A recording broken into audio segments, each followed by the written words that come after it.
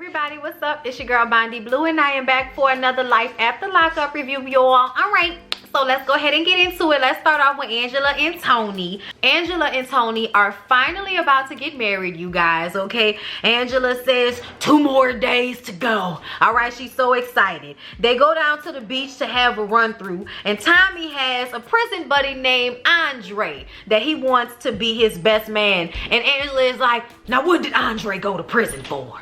Okay, and he's like, selling drugs. No, Tony, no, okay? So no, y'all just gonna be the perfect couple. Y'all might as well get married. What do you mean he's a drug dealer and you're an addict? You have a problem, Tony, and you wanna have a drug dealer as your best man? You know what, Tony? I'm gonna let you have this one. But I don't want any fraternization before or after the wedding, Tony, and I mean it, okay? I'm not playing with you.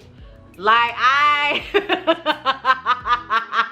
yo, Angela is not having it. Tony told her that she needed to let it go, okay? He is going to have Andre as his best man, and I wasn't ready for Andre to be this old hood ass black dude. I was not ready for that, okay? Homeboy okay, homeboy was bout it, okay? I don't know why Tony was even okay with Tommy being at the bachelor party, considering the fact that they threatened to kill each other last episode. But either way, Angela wants Tommy to be at the bachelor party so that he can keep an eye on Tony. He done got a new haircut and everything, okay? I'm dying laughing because Ashley was absolutely right. He is giving nothing but Jerry Springer vibes. In that first season of Jerry Springer, when he was trying to invoke change before he got real ratchet. Okay, before he let the hair grow out a little bit. Tommy asked Tony if he's going to get tired of Angela's rules and just end up leaving her, you know, at the end of the day anyway.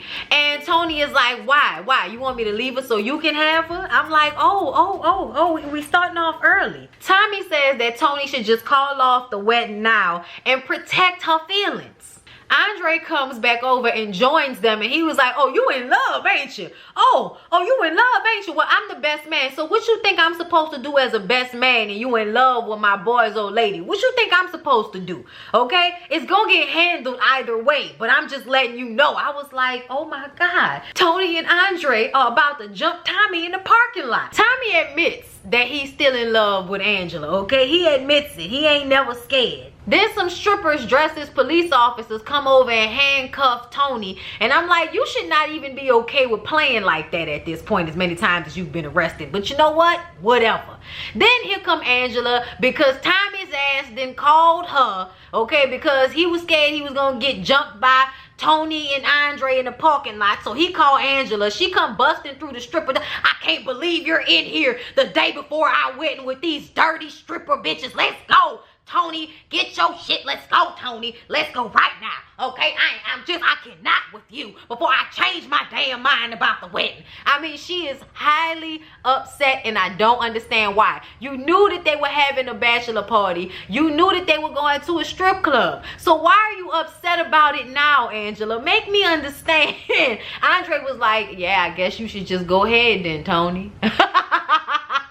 I love that shit, was so funny. So y'all, Lacey, Shane, and Sean. Okay, so Lacey is out at dinner with Sean, and they're like on a date. You know, she says that they haven't had sex because she hasn't decided what she's gonna do with Shane, but you know, she's just really in love with Sean. And I'm just kind of like, girl, you in love with the mailman, cut it out. John called himself joking about texting Shane and telling him it's time for him to go, because he feels like, you know, it's time for Shane to pack up his stuff and leave up out of Lacey's house. Now, Shane is back at the house putting up that trampoline with her daddy. And she's like, he's at the house faking the funk with my dad. And it's like, girl, please stop. If anybody's faking the funk, if anybody's phony, it's you. It is you, okay? Please stop. Shane is 21 years old, fresh out of prison, and been there his entire adult life, and he's only 21. Yo, hot in the puss cougar ass ran after that boy while he was in jail, okay? Alright, and then you grabbed a hold of him, alright? And now you done got him to marry you, and you got him in his house, in the house playing daddy with your kids and all of that. He make one mistake and you're ready to throw him away like he ain't nothing, as if you weren't lying from the very beginning in y'all relationship. Lacey, girl, are you crazy? Are you crazy? Okay, I can't stand her, y'all. So she goes home to Shane, starts an argument with him because he's in the bed sweaty and nasty playing video games, which would annoy anybody. But seriously, at least he just came from work. At least he went in and got a paycheck today. You sitting up here acting like the man ain't doing nothing. At least he working. What you thought? I like the way John went in on her ass and asked her what she thought. You gonna get a little boy fresh out of jail that you don't even know and bring him up in the house with your kids. What you thought was gonna happen? Did you think he was gonna be dependable, bitch? Like, I don't understand. Like, you want dependable thug, you know, jailhouse people. Like, that don't happen. Convicts aren't usually dependable. That's not one of the criteria.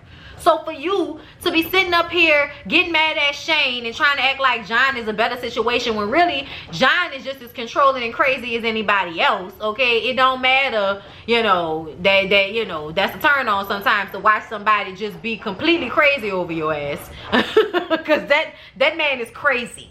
That man is crazy, okay? You left him.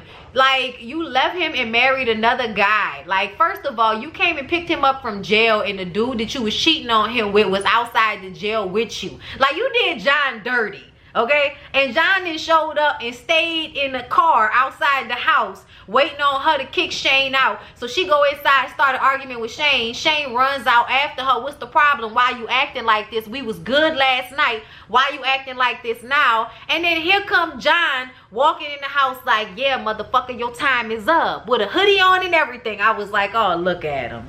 Don't they love it? It's toxic and immature as ever. Look at them enjoying themselves. Y'all, Lacey ain't shit. This is like a whole bunch of STDs and I don't know who the pappy is pregnancies. That's what this looked like. And then the way y'all seen how she was packing up the man's clothes and stuff like he got somewhere to go. Like, really? Really? Girl, whatever. I sue you for spousal support. So y'all, Clint and Traci. Y'all, Clint and Traci is just sad to watch at the end of the day. First of all, Traci is on drugs. Like, full blown on drugs. And Clint goes back to his house, which he don't have a key. So he got to knock on the door for Traci to come and let him in. Okay, she got the dog with her. Thank God the dog looked like ain't nobody, you know, sold nothing off of him for drugs. Thank you, Jesus. Okay, and Clint wants her to get help. She doesn't want to get help. She's doing the self-deprecating thing. Oh, I'm the worst person in the world. All I care about is the drugs. And it's like, yeah, bitch, that's exactly what it is. Like, you saying that like it's not true. It's true. It is absolutely true. And then he gets on the phone with his mom. I'm like, why is you dragging your mama into that, Clint? Like, what's wrong with you? You a grown man. If you want to be with a meth addict goddess, then you need to be able to deal with y'all arguments without calling your mom every time that y'all get into it. You wrong for that. Just disrupting your mama peace. Calling her when you know good and damn well she done told you already what you need to do, and that's leave Traci's meth head ass alone. Then told you this already, okay? So him and Traci arguing with one another. He start hitting himself in the head all crazy. I said, now what drug is Clint on? No, I don't want to see this no more, y'all. This is depressing. This is sad. This is real life. Traci is on drugs. Clint has bad skin, like he's on drugs. Like, I don't know what's going on. All I know is I don't want to see no more of this. Like, get these people off my TV. Because 2 minutes after they finish arguing and cursing each other out, now she gonna get help and now they laying in the bed hugged up with the dog and shit. No. No, no, no, no. Okay, get this away from me. This is dark in the spirit and I can't. Okay, get away from my spirit with this. Okay, like let's just go ahead and move on. I don't even want to talk about it no more. No, I do want to talk about it because I forgot. So Clint made a comment to Traci about how she had an abortion. So she was looking for this little picture, this little sonogram picture, I'm guessing that, you know, of the pregnancy when she was pregnant. And then, you know, he was like, well, you the one that got rid of the baby. You the one that got rid of the baby. Apparently, she was pregnant for him and then she had an abortion. Now, I don't know why she had an abortion. She was saying it was about money. I'm like, if you got money for meth, you know, you should be able to have money for a baby. But what I really feel like is you didn't want to deal with having to stay clean for that pregnancy. Like, let's be real, it ain't about no money. They give, you know, I'm sorry, excuse me, they give trailer trash like you benefits every day, B. Okay, so you'll be all right. Okay, just like how you keep getting out of jail over and over again, like those types of breaks that you'll get, you'll be okay.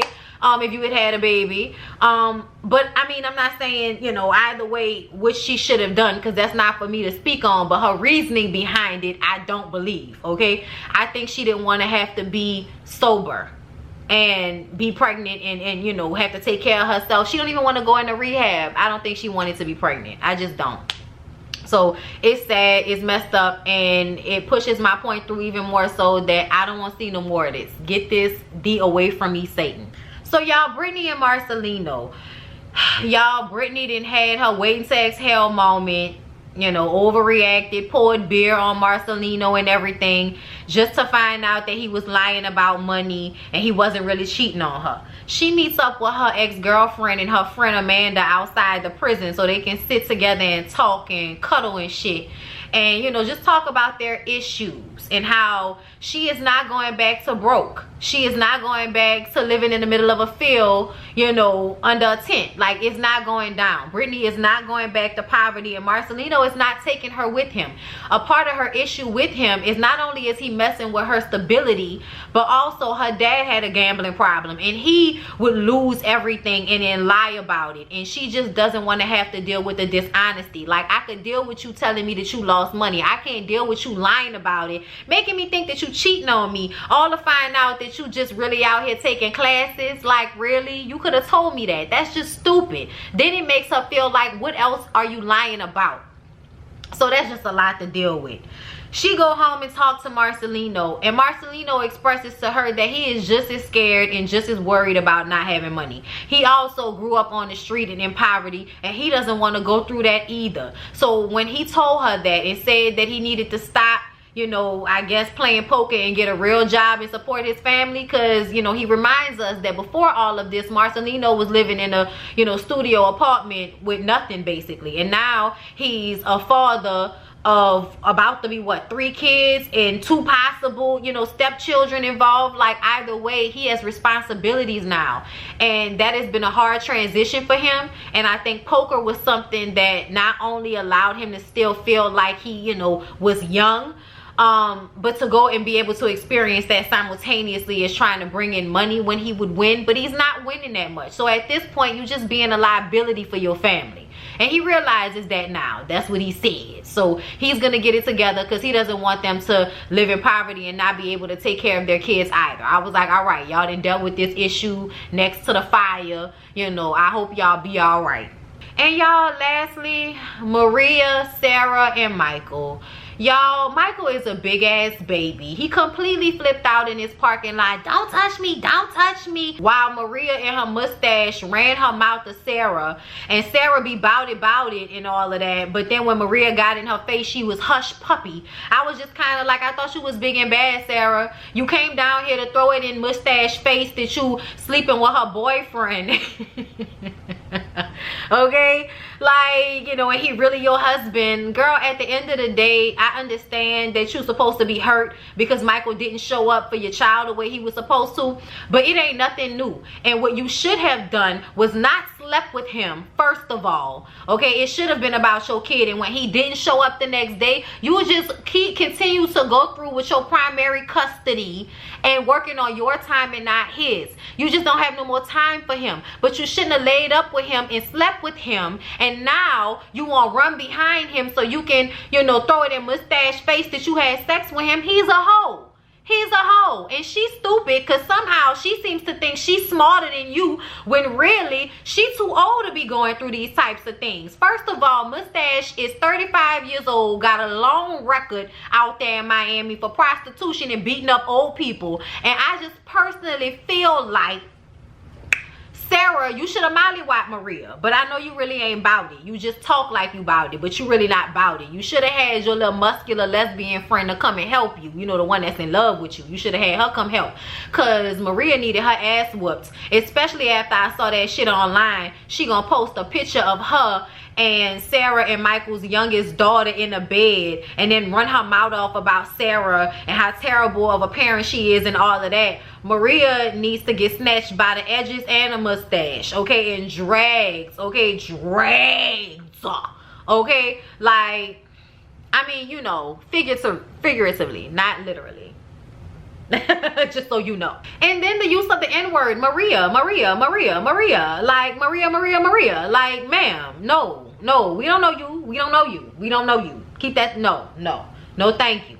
You and your mustache, no, I don't appreciate that at all. And Michael, get your women under control. Get your fees under control. Left Sarah in the parking lot looking stupid. She trying to get Michael to get in her car. I don't know why. Michael didn't want to leave with you. Michael didn't come with you. Like, I don't know what you thought. Michael has clearly chosen Maria. And it's not over his kids. It's over you. Okay? Everything is over his kids because it's about what he wants to do and not about those kids, because you're there to raise them, because you're the mom. That's what you're supposed to do. That's what his life has taught him.